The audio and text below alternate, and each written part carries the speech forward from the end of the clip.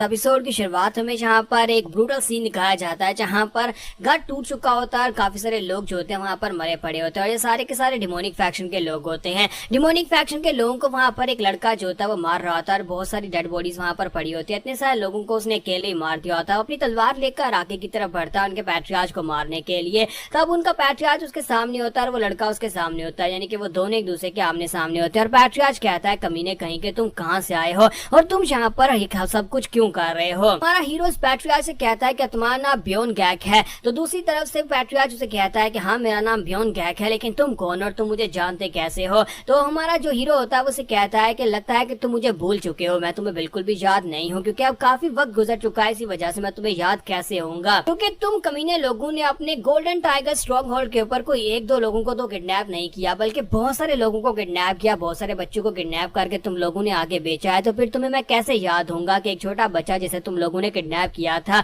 लेकिन खैर जो काफी ज्यादा डिसअपॉइंटिंग है, तुम्हें कम से कम यहाँ पर इन बच्चों को याद रखना चाहिए जो कल को आकर तुम्हें मार सकते हैं, तुमसे अपना बदला ले सकते हैं। मैं तो पिछले कई सालों से यहाँ पर इस दिन का इंतजार कर रहा था, मैं इंतजार कर रहा था कब मैं यहाँ पर आऊँ और अपना बदला ले सकूं। कमीने कहीं के तुमने मेरी जिंदगी बर्बाद कर दी। तो सेक्टर लीडर उसकी बात सुनने के बाद सोच रहा था कि अगर इसने कहा कि यहाँ से गुजर कर गया तो उसका मतलब यह है कि इसे हमने कभी बंदी बनाया होगा और उसके बाद आगे बेच दिया होगा, और ये काफी खतरनाक भी हो सकता है। अगर ये अपना बदला लेने के लिए आया तो फिर मुझे जल्दी से जल्दी कोई रास्ता ढूंढना होगा जहाँ से भागकर जाने के लिए। तो जैसे वो भागकर जाने के बारे में सोच रहा था, इसी के साथ ही सामा जियोन उसके पास पहुंचा था। वहां पर आने के बाद अपनी तलवार को घुमाकर उसके ऊपर एक स्ट्राइक लगाता है। जब उसके ऊपर स्ट्राइक लगाता है तो बंदा बुरी तरह जख्मी हो जाता है। वो कहता है, कमीने ये तुमने क्या कर दिया, तुमने यहाँ पर मेरी उंगलियां काट दी। तो हमारा सामा जियोन उसे कहता है कि तुम्हें क्या लगा था कि तुम यहाँ से भागकर जा सकते हो। ये तो बहुत ही बड़ी डिसअपॉइंटमेंट की बात है कि मैंने अभी यहाँ पर अपनी बात भी कंप्लीट नहीं की और तुम यहाँ से भागकर जाना चाहते हो। तो सामा जियोन उसे कहता है कि अगर दोबारा तुमने यहाँ से भागकर जाने के बारे में सोचा भी तो मैं पहले तुम्हारे बाजू काटूंगा, फिर तुम्हारी टांगे काटूंगा और उसके बाद तुम्हारी गर्दन काटूंगा।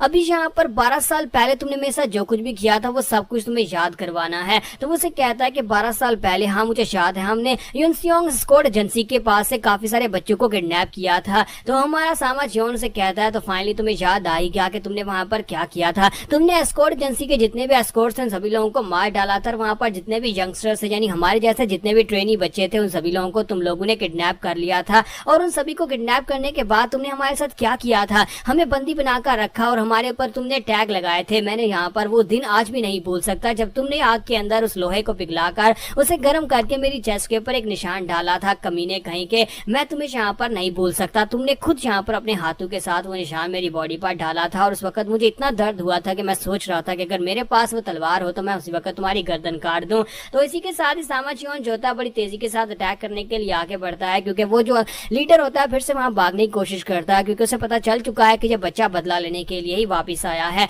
12 साल पहले लोगों ने उसके साथ जो कुछ भी किया था, तो हमारा सामा जियोन जैसा उसने कहा था बिल्कुल वैसे ही पहले उसके बाजू काटता है, फिर साथ उसकी टांगे भी काट देता है और उसका धड़ वहीं पर ग्राउंड के ऊपर गिर जाता है। तो सामा जियोन उसे कहता है कि अब जरा अपनी हालत तो देखो। तो हमारा जियोन उसे कहता है कि क्या तुम्हें मेरा नाम याद आ रहा है, मेरा नाम सामा जियोन है। आज से 12 साल पहले तुम लोगों ने एस्कॉर्ट एजेंसी को लूटा था, सभी लोगों को मारकर हम बच्चों को किडनैप करके उसके बाद तुमने मुझे स्लेव मार्केट में बेच दिया था। तुमने मुझे डिमोनिक कल्ट के लोगों को बेच दिया था, जहां पर मुझे टॉर्चर किया गया और मुझे ट्रेनिंग देकर देखो मुझे अब क्या बना दिया गया है। ठीक है, साथ ही सेक्टर लीडर से कहता है कि हाँ मुझे याद आ गया, प्लीज मुझे माफ कर दो, मुझसे बहुत बड़ी गलती हो गई, मैंने तुम्हारे साथ जो कुछ भी किया उसकी वजह से मैं तुमसे माफी की भीख मांगता हूँ, प्लीज मुझे जिंदा छोड़ दो। तुम्हारा जियोन उसे कहता है कि तुम्हें ऐसा क्यों लगता है कि मैं यहाँ पर तुम्हें जिंदा छोड़ दूंगा, मैं यहाँ पर फाइनली अपना बदला लेने के लिए आया हूँ और मैं तुम्हें जिंदा छोड़ दूं, ऐसा तो हो ही नहीं सकता। तो इसी के साथ ही हमारा जियोन जो था अपने हाथ को उसकी चेस्ट के ऊपर रखता है, साथ ही उसकी बॉडी के अंदर अपनी एनर्जी को इम्ब्यूट करता है और उसकी एनर्जी को सोखना स्टार्ट करता है। वो एक डिमोनिक टेक्निक को यूज कर रहा था और उसकी डिमोनिक एनर्जी को अपनी बॉडी के अंदर एब्जॉर्ब कर लेता है और देखते ही देखते वहां पर हमारा जियोन जो होता है उसकी सारी बॉडी के अंदर जो एनर्जी होती है वो सारी सोख लेता है और उसकी बॉडी वहीं पर सूख कर ग्राउंड के ऊपर गिर जाती है। वो पहले मर चुका है, यानी कि उसकी सारी एनर्जी को तो हमारे सामा जियोन ने एब्जॉर्ब कर लिया है। तो सामा जियोन अपनी तलवार को वापस रख लेता है, फिर साथ ही पीछे देखता है और कहता है, ये आखिरी बार है जो मैं ये सब कुछ कर रहा हूँ, आखिरी बार है जो मेरी तलवार खून के साथ रंगी है। अब दोबारा मैं कभी अपनी तलवार को खून के अंदर सौंप नहीं होने दूंगा, क्योंकि मैंने यहाँ पर डिमोनिक कल्ट लीडर से एक वादा लिया था। उसने कहा था कि ये मेरा आखिरी मिशन होगा, इसके बाद मैं अपनी एक नॉर्मल जिंदगी गुजार सकता हूँ। तो इसी के साथ इस साइड की एक दीवार टूटती है, वहां पर एक जबरदस्त धमाका होता है। धमाका हटने के बाद एक बड़ा सा हट्टा कट्टा बारबेरियन वहां से निकलता है और उसे कहता है, कैप्टन कैप्टन कैप्टन क्या तुम ठीक हो? देखो मैंने सारे के सारे कैप्टिव्स को निकाल लिया। यहाँ पर इन लोगों ने बहुत सारे नए कैप्टिव्स को बंदी बनाकर रखा हुआ था उन्हें बेचने के लिए, और मैंने उन सभी लोगों को वहां से निकाल लिया है। तो सामा जियोन उसे कहता है कि तुमने बहुत ही अच्छा काम किया। तो वो कहता है, हाँ कैप्टन, तुम्हें देखने के बाद तो लगता है कि तुमने मुझसे भी ज्यादा अच्छा काम किया है। यहाँ पर तो लाशों के ढेर लगे हुए हैं,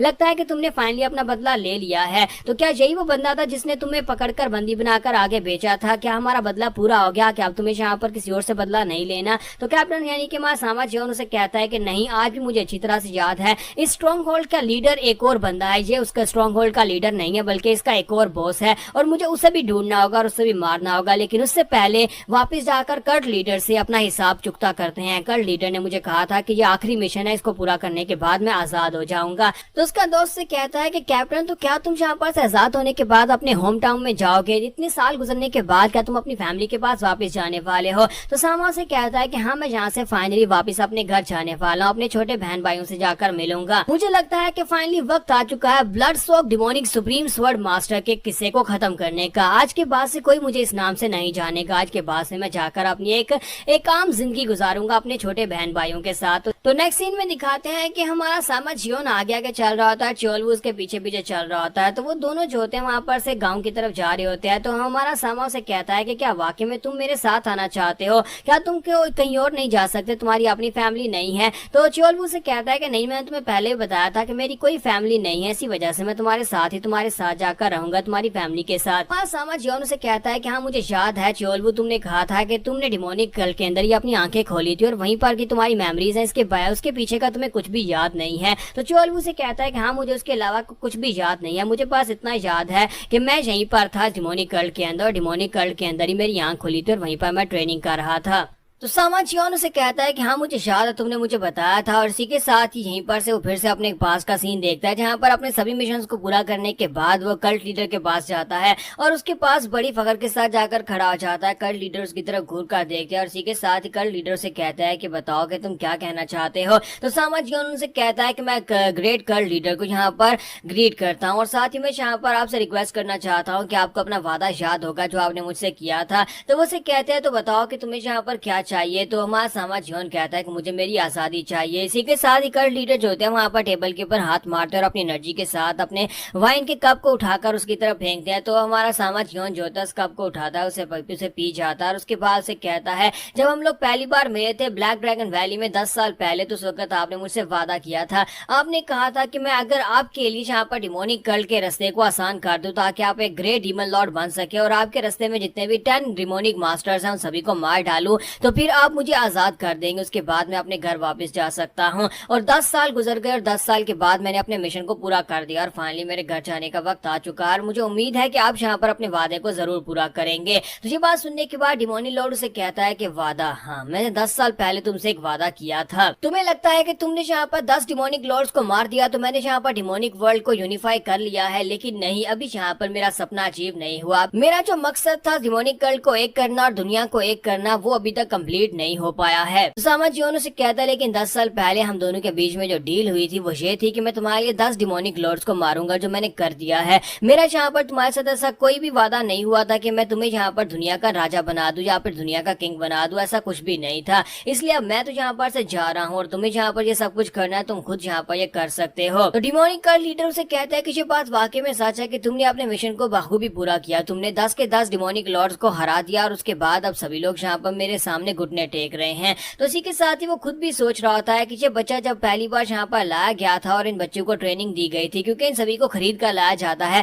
और इन बच्चों को यहाँ पर डिमोनिक कल्ट का वॉरियर बनाया जाता है, तो वहाँ पर जितना भी बैच था उस सभी में ये बच्चा बहुत ज्यादा प्रॉमिसिंग था। यानी कि इस लड़के ने यहाँ पर जो भी मार्शल आर्ट्स दिखाई, जो भी स्किल लेवल दिखाए, वो बहुत ज्यादा कमाल के थे। बाकी के सभी बच्चों से ये बहुत ज्यादा खास था। अगर देखा जाए तो चोलवू शुरुआत में इससे काफी ज्यादा बेहतर था, उसकी फिजिकल स्ट्रेंथ और साथ में उसकी मार्शल आर्ट्स इससे ज्यादा बेहतर थी, लेकिन जब जब यहाँ पर ये वीमून क्लैन को तबाह करने के लिए गया, जब मैंने इसे वीमून क्लैन के लीडर को मारने के लिए भेजा था मिशन पर, तो वहां पर से वापस आने के बाद इसका ऑरा पूरी तरह से चेंज हो गया। वापस आने के बाद ऐसा लगता है जैसे कि ये स्क्वाड का कैप्टन और चोलू और बाकी के सभी लोग इसके सामने कुछ भी नहीं है। लेकिन खैर मेरे लिए तो अच्छा ही रहा, मैंने इसे अपना राइट हैंड मैन बनाकर अपने सारे के सारे दुश्मनों को ठिकाने लगवा दिया। अभी इस लड़के के मुझे छोड़कर चले जाने के बाद मुझे काफी ज्यादा नुकसान का सामना करना पड़ेगा, क्योंकि एक बहुत ही पावरफुल वॉरियर मेरी साइड के ऊपर से चला जाएगा। लेकिन मैं क्या करूं, इस लड़के के साथ एक वादा किया था, तो इसी के साथ ही हमारा सामा जियोन उसे कहता है कि प्लीज मुझे माफ करना, लेकिन अब मुझे यहाँ पर से जाना होगा। तो डीमन लॉर्ड उसे कहते तुम ये कहना चाहते हो कि तुम्हें वाकई में यहाँ से जाना है? तुमने इतनी मेहनत के साथ अपने रैंक्स को कमाया और उसके बाद तुम यहाँ पर सब कुछ छोड़कर वापस जाना चाहते हो? तो डीमन लॉर्ड उसे कहता है कि मैं यहाँ पर कोई इतना भी क्लिंग इंसान नहीं हूँ कि तुम्हारे जैसे एक होनहार लड़के को यहाँ पर अपने पास बांध कर रखूं। जो वादा किया था उस वादे को पूरा करूंगा।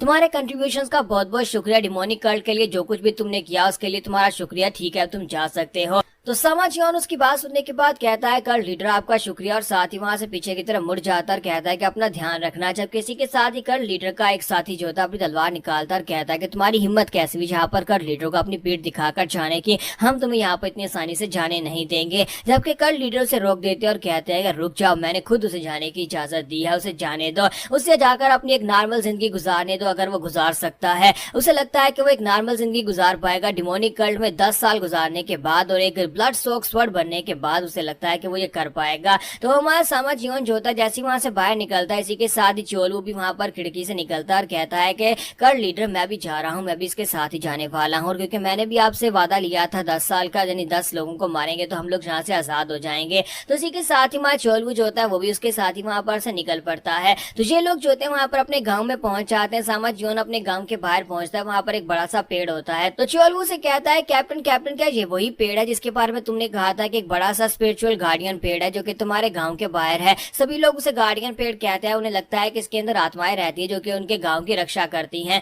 तो हमारा सामा जियोन उसे कहता है कि हाँ ये वही है, इसे गार्डियन डिएटी या फिर हमारा गार्डियन ट्री भी कहा जाता है। मैं बचपन में इस ट्री के ऊपर आया करता था और यहाँ पर सारा दिन इस ट्री के साथ खेलता रहता था, कभी इसके ऊपर चढ़ जाता और कभी इसके नीचे बैठ जाता था। मैं अपने छोटे बहन भाइयों के साथ इसी पेड़ के नीचे ही खेला करता था और मुझे लगता है कि फाइनली मैं अपने गाँव में वापिस आ गया हूँ। 10 साल गुजरने के बाद आज मैं फाइनली अपने गाँव आ ही गया हूँ। तो चोलू से कहता है कि हाँ मुझे लगता है कि टाइम तो बड़ी तेजी के साथ गुजर गया कैप्टन, लेकिन खैर अब यहाँ पर हम लोग वापस आ गए हैं, तो चलो जाकर तुम्हारी फैमिली से मिलते हैं। तो जैसे ये लोग उस पेड़ को छू रहे होते हैं, इसी के साथ साइड के ऊपर से 3 बच्चे निकल कर आते हैं और उनसे कहते हैं कि तुम लोग यहाँ पर क्या कर रहे हो? बाहर वालों को हमारे इस पवित्र पेड़ को हाथ लगाने की इजाजत नहीं है, इसलिए तुम लोग यहाँ पर इस पेड़ को बिना इजाजत के हाथ नहीं लगा सकते, सिर्फ इस गाँव के लोग इस पेड़ को हाथ लगा सकते हैं। तुम्हारा सामा जियोन उनसे कहता है कि मैं कोई बाहर वाला नहीं हूँ, मैं तो पीच ब्लॉसम गाँव से ही हूँ, तुम लोग भी पीच ब्लॉसम गाँव से हो ना? तो ये बात सुनने के बाद बच्चे उसे कहते हैं क्या तुम हमारे गांव के बारे में जानते हो? सामा जियोन उनसे कहता है कि हाँ मैं तुम्हारे गांव के बारे में क्यों नहीं जानता हूँ, क्योंकि मैं भी इसी गांव में पैदा हुआ था,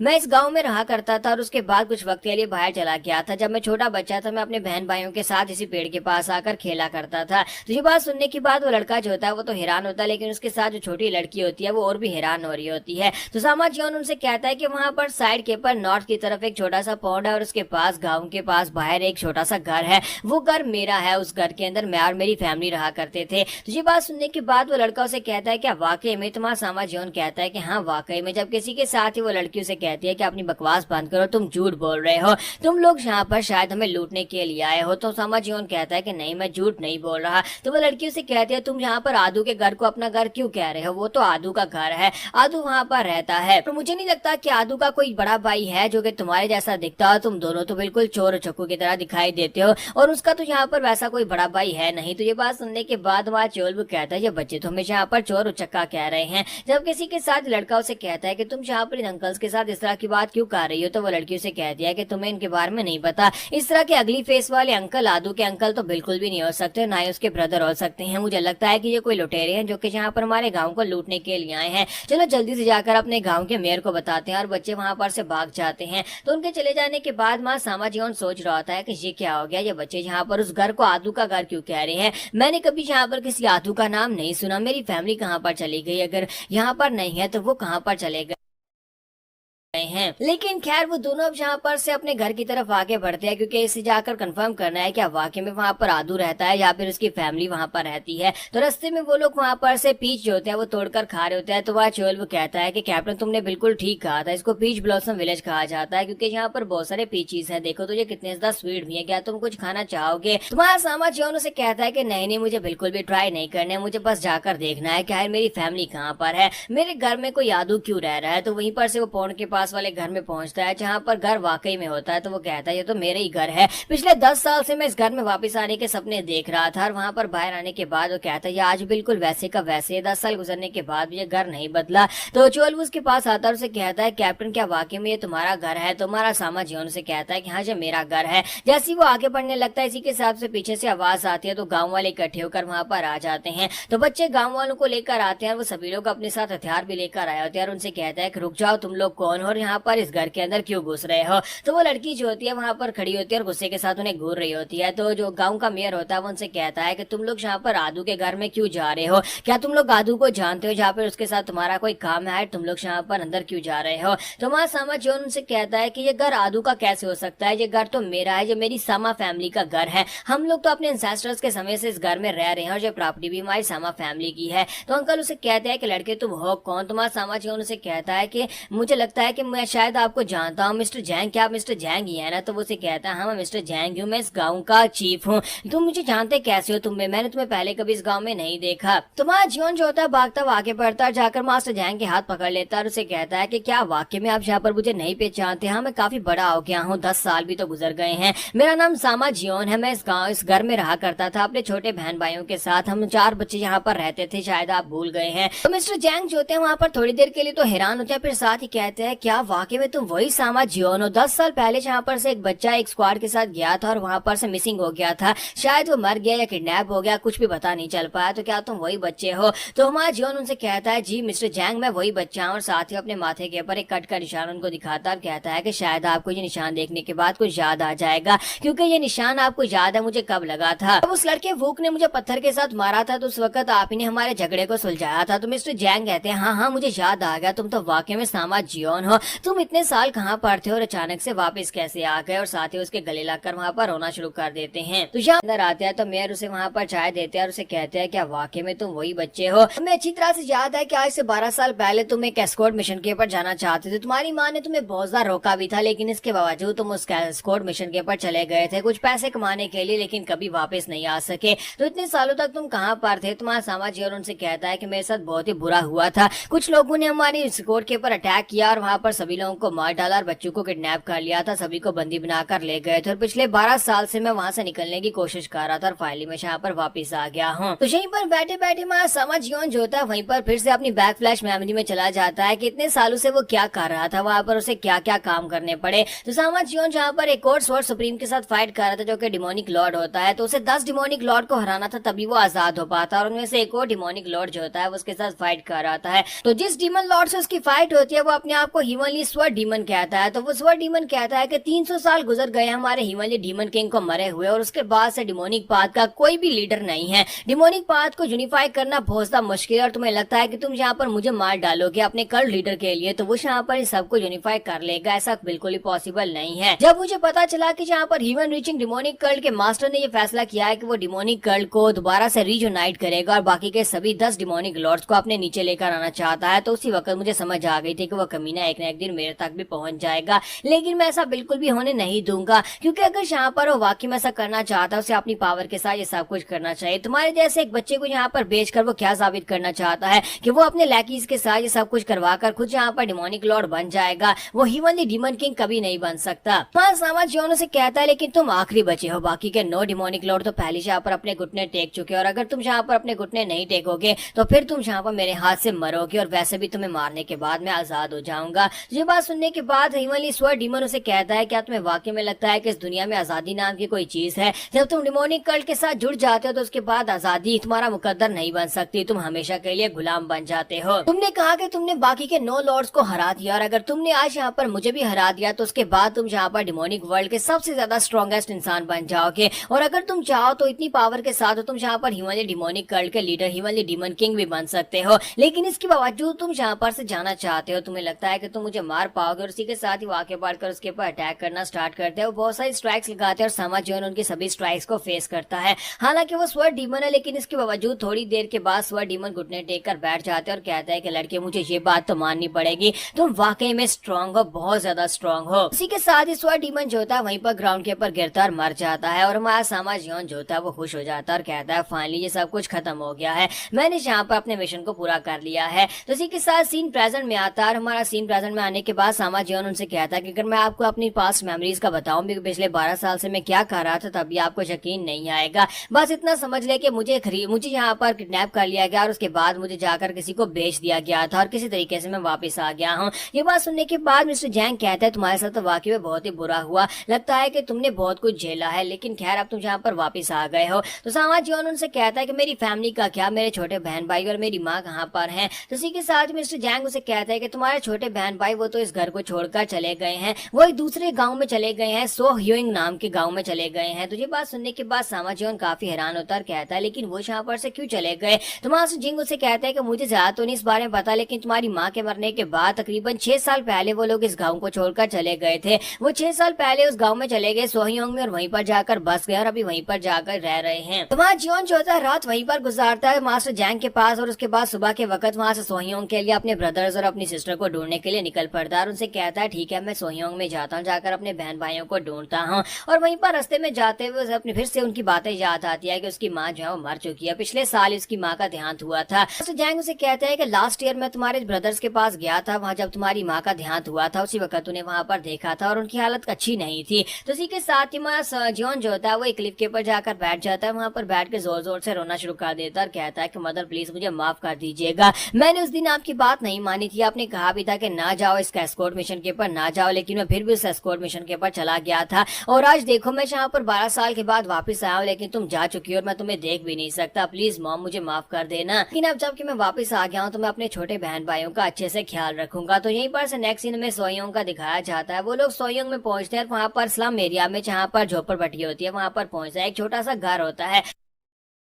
वो उस घर के बाहर पहुंचते हैं तो हमारा जियोन कहता है कि मेरी फैमिली वाकई में इस टूटे फूटे घर में रहती है, ऐसा तो बिल्कुल भी नहीं होना चाहिए था। तो चोलवू से कहता है कैप्टन क्या हो गया, तुम यहाँ पर घर के बाहर खड़े हो, क्या तुम अंदर नहीं जाओगे, तुम यहाँ पर कहीं तुम्हें डर तो नहीं लग रहा। तो हमारा जियोन उसे कहता है कि मैं इतने सालों तक अपनी फैमिली से दूर रहा हूँ, इसी वजह से मुझे अंदर जाते वक्त थोड़ी सी हेजिटेशन हो रही है। तो कैप्टन उसे कहता है कि क्या तुम्हें पता है कि जब हम लोग दुश्मन की टेरिटरी में जाते थे तुम यहाँ पर उनका दरवाजा तोड़कर अंदर घुस जाते और सभी लोगों को मार डालते थे, लेकिन अपने छोटे बहन भाइयों से मिलने के लिए तुम इतना ज्यादा डर रहे हो, मुझे तो बिल्कुल भी अच्छा नहीं लग रहा। तो हमारा जियोन उसे कहता है कि तुम तो बस ही करो, ये वैसी सिचुएशन नहीं है, ये काफी ज्यादा अलग सिचुएशन है। तो चोलवू से कहता है कि अच्छा बताओ ये कैसे अलग हुई, अगर तुम चाहो तो मैं तुम्हारे लिए दरवाजा तोड़ सकता हूँ या दरवाजे को खोल सकता हूँ। तो वो कहता है नहीं नहीं दरवाजा तोड़ना नहीं है, मैं अपने बहन भाइयों से मिलने के लिए ना, उन्हें डराने के लिए तो बिल्कुल भी नहीं आया। फिर साथ ही जियोन उसे कहता है कि मैं ये सोच रहा हूँ कि इतने साल मैं उनसे दूर रहा और फाइनली मैं जहाँ पर उनसे मिलने वाला हूँ, मैं उन लोगों से क्या कहूंगा कि मैं कहाँ पर था, क्या कर रहा था। अगर उन लोगों ने पूछा कि मैं वापस क्यों नहीं आया तो फिर मैं उन्हें क्या बताऊंगा,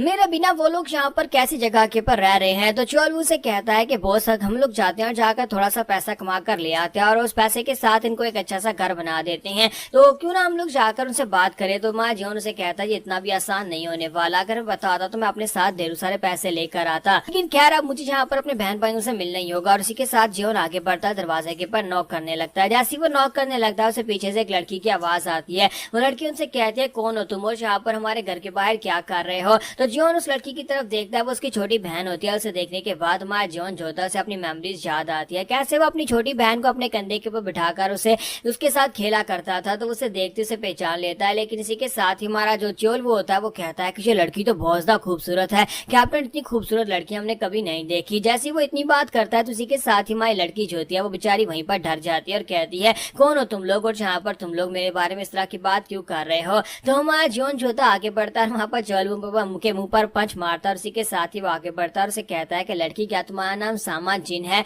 तो वो उसे कहती है कि हाँ मेरा नाम सामा जिन है, लेकिन तुम मेरे नाम के बारे में कैसे जानते हो। हमारा जियोन जो होता है जैसे इस बात को कंफर्म कर लेता है कि वो उसकी बहन है तो भागता हुआ आगे बढ़ता जाकर उसके हाथ पकड़ लेता है और कहता है कि देखो तुम कितनी ज्यादा बड़ी हो गई हो। तो जैसे वो इतनी बात करता है इसी के साथ उसे उसके हाथों के अंदर से एनर्जी महसूस होती है और हमारा जियोन जो होता है वहीं पर खामोश हो जाता है, जबकि हमारी जिन उससे पूछ रही होती है कि यार तुम हो कौन और तुमने मेरे हाथ क्यों पकड़े हुए हैं। क्योंकि वो तो नहीं पहचानती कि उसका भाई, ऐसी वजह से वो डर जाती है कि पता नहीं कौन ठरकी है जिसने मेरे हाथ पकड़ लिए हैं। जबकि हमारा जॉन उसकी बॉडी के अंदर एनर्जी को महसूस कर रहा था कि उसकी बॉडी के अंदर जिन एनर्जी जो होती है वो कुछ ज्यादा ही होती है, नॉर्मल से बहुत ज्यादा होती है। तो हमारी जीना जो होती है उसे कहती है कि मेरा हाथ छोड़ो, तुम हो कौन। और इसी के साथ जब वो पीछे की तरफ अपना हाथ खींचती है तो बेचारी ग्राउंड के ऊपर गिर जाती है। तो हमारा जॉन उसे कहता है प्लीज प्लीज मुझे माफ कर देना, तुम्हें यहाँ पर गिराना नहीं चाहता था। और इसी के साथ ही साइड के ऊपर से एक और लड़का निकल कर आता है और वो गुस्से वाला लड़का भागता हुआ आता है और कहता है कि तुम्हारी हिम्मत कैसे हुई मेरी बहन को हाथ लगाने की, कमीनों कहीं के मत, मैं बिल्कुल भी नहीं छोड़ूंगा। तो वो लड़का जो होता है भागता हुआ आगे बढ़ता आकर उनके ऊपर अटैक करने लगा है। तो चीना कहती है कि लिटिल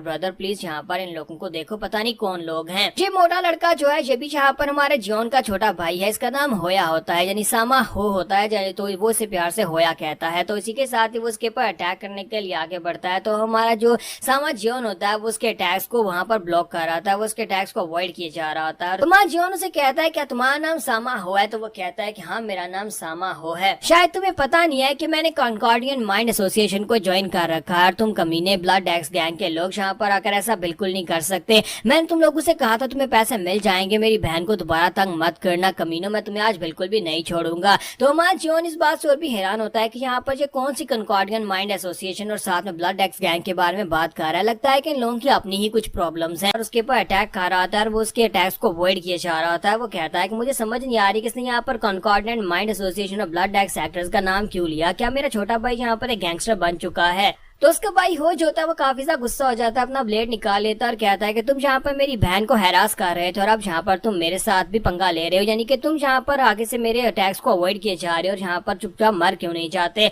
जैसे ही वो अटैक करने के लिए आगे बढ़ने लगता है तो तीसरा ब्रदर उसका हाथ पकड़ लेता है और कहता है कि ब्रदर ये तुम क्या कर रहे हो, तुम ऐसा बिल्कुल भी नहीं कर सकते, आज हमारी माँ की डेथ एनिवर्सरी है और आज के दिन तुम यहाँ पर किसी की जान लेना चाहते हो। तो हमारा सामा जॉन जो था वहाँ पर अपने तीसरे भाई की बात सुनने के बाद हैरान होता है और कहता है कि मेरी माँ आज के दिन मरी थी और ये यहाँ पर आज उसकी एनिवर्सरी मना रहे हैं। और साथ ही वो सोच रहा था कि मुझे लगता है ये मेरा तीसरा भाई हियोन है, क्योंकि ये भी देखो कितना ज्यादा समझदार हो गया और जिस तरह से ये बातें कर रहा है मुझे तो लगता है कि यहाँ पर छोटे भाई होया ने यहाँ पर किसी गैंग को ज्वाइन कर लिया और यहाँ पर जो हमारा हियोन है वो इसे समझाने की कोशिश कर रहा है, लेकिन हियोन उसकी बात नहीं मानता और कहता है कि अपनी बकवास बंद करो, इस तरह के टाइम्स के ऊपर मेरी गैंगस्टर्स वाले लुक ही काम आएंगे, तुम्हारा यहाँ पर अच्छाई का काम बिल्कुल भी नहीं आने वाला। और इसी के साथ ही हमारा सामा जीवन सोच रहा था कि मैं यहाँ पर इनके सामने अपने आप को जाहिर कर सकता हूँ कि मैं इनका भाई हूँ, लेकिन इससे पहले यहाँ पर हमारा होया जो होता है वो बड़ी तेजी के साथ अपना नाइफ लेकर आगे बढ़ता है और हमारे सामा जीवन के ऊपर अटैक करने की कोशिश करता है। जैसे ही वो अपना ब्लेड लेकर हमारे सामा जीवन के करीब पहुंच रहा होता है चोल वो बीच में आता है और आकर उसके नाइफ को पकड़ लेता है और उसका नाइफ पकड़ने के बाद से वहीं पर ब्लॉक करता है, साथ उसके नाइफ को टुकड़े टुकड़े कर देता है।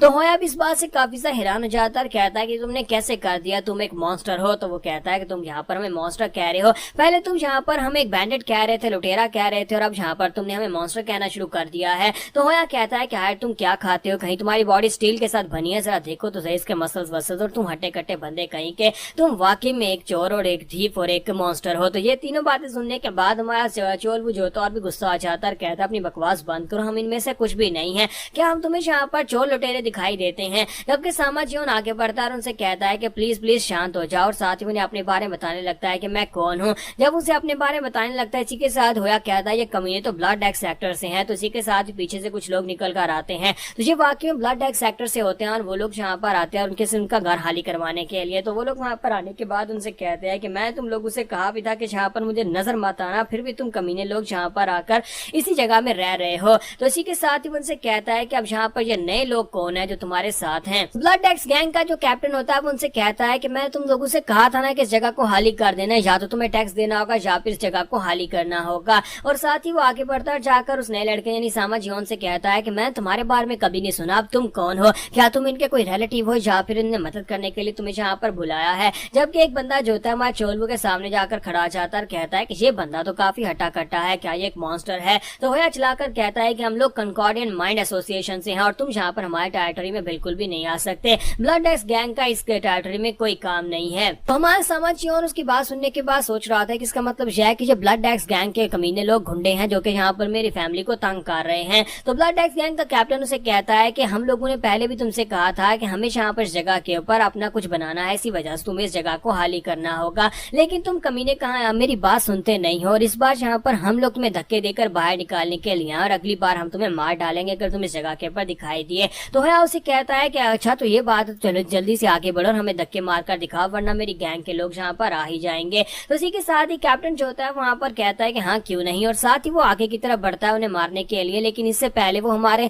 सामा जियोन के मुंह पर थप्पड़ दे मारता है। जैसे वहां पर उसे थप्पड़ मारता है इतनी देर में वहां पर उसके जो कंधे के ऊपर तलवार होती है वो निकलती है, उसकी गर्दन काट के ग्राउंड के ऊपर गिर जाती है। सामा जियोन इतनी तेजी के साथ उसकी गर्दन काट देता है कोई देख भी नहीं पाता और उसके साथ ही हैरान हो जाता है कि ये अचानक से हुआ क्या। वो सभी लोग अपनी अपनी तलवारों पर हाथ रखते हैं और कहते हैं कि इस कमीने ने जहाँ पर हमारे कैप्टन को मार डाला, जल्दी से आगे बढ़ो। जबकि हमारा सामा जियोन जो होता है चोलवू से कहता है कि सभी को मार डालो और चोलवू कहता है कि हाँ क्यों नहीं कैप्टन, अभी यहाँ पर सभी का काम तमाम कर देता हूँ। जैसे वो लोग आगे बढ़ते हैं इसी के साथ ही हमारा चोलवू जो होता है वहां पर आगे बढ़ता है, उन सभी को पंचेस मारना स्टार्ट करता है। उसके पंचेस इतने हैवी होते हैं कि वो सिर्फ पंचेस के साथ उनकी तलवारें भी तोड़ देता है और साथ ही उनकी बॉडी के अंदर होल किए जा रहा होता है। जिसके सर पे मारा उसका सर फूट गया, जिसके पेट में मारा उसके पेट में होल हो गया। तो वो कहता है ये सारे के सारे तो बस आम से कचरा थग्स थे, इनके पास में मार्शल आर्ट्स और कल्टीवेशन भी नहीं थी, लगता है कि मैंने यहाँ पर कुछ ज्यादा स्ट्रेंथ को यूज कर दिया, इनकी बॉडीज तो बहुत ही बुरी तरह से डिस्ट्रॉय हो गई हैं। ये देखने के बाद होया काफी सा घबरा जाता है, कहता है कि ये कैसे हो गया, इसने यहाँ पर ब्लड एक्स गैंग के लोगों को सिर्फ पंचेस मारकर कैसे मार डाला,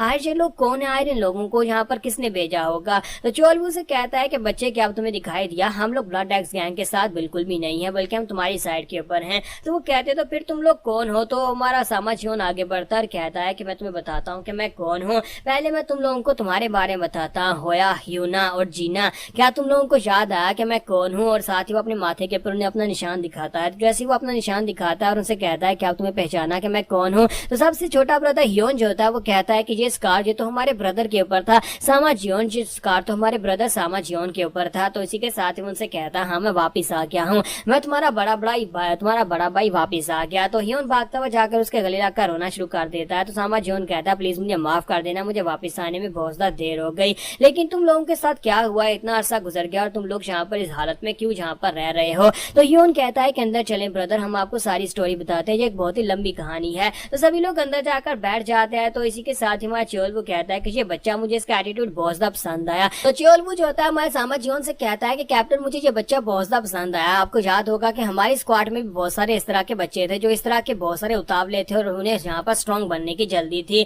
तो हमारा होया कहता है कि मुझे समझ नहीं आई कि तुम यहाँ पर इसे कैप्टन क्यों कह रहे हो, बिग ब्रदर, तुम मेरे ब्रदर को बिग ब्रदर भी तो कह सकते हो। तो चोलवू से कहता है क्योंकि इसने यहाँ पर एक बार हमारे कैप्टन को चैलेंज कर दिया था, जब ये कैप्टन नहीं बना था उस वक्त इसने कैप्टन को चैलेंज किया और कैप्टन ने इसे बहुत ही बुरी तरह से पीटा था। उस दिन के बाद से सभी लोग इसे कैप्टन ही कहते हैं और मैं भी इसे कैप्टन ही कहता हूँ। तो हमारा सामा जियोन उसे कहता है वॉइस ट्रांसमिशन के साथ कि प्लीज यहाँ पर इनके सामने डिमोनिक कल्ट की बात मत करना। सामा जियोन उनसे कहता है कि चोलवू को असल में मुझे यहाँ पर ब्रदर कहना पसंद नहीं है, इसी वजह से वो मुझे कैप्टन कहकर पुकारता है। छोड़ो इन सभी बातों को, तुम लोग बताओ कि तुम लोग यहाँ पर क्या कर रहे हो आजकल, तुम सभी लोग क्या करते हो।